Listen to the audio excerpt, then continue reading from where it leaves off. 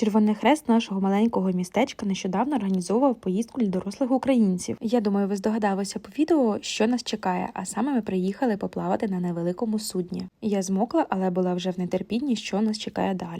Нас пригостили данськими сендвічами, також були газовані напої, чай, кава. На жаль, вікна нашого судна постійно запотівали. Тому я була дуже щаслива, коли минула злива і я змогла вийти на палубу. Для мене відкрилися дуже гарні горизонти. Також у нас була дівчинка-гід, яка розповідала різні історичні цікавинки, але на данській мові. На жаль, більшість пасажирів її не розуміли, але її було приємно слухати. Взагалі від цієї поїздки я залишилась у захваті. Шкода, що погодні умови не дали нам змоги посидіти на палубі під відкритим небом. Я дуже вдячна всім організаторам за чудово проведений час.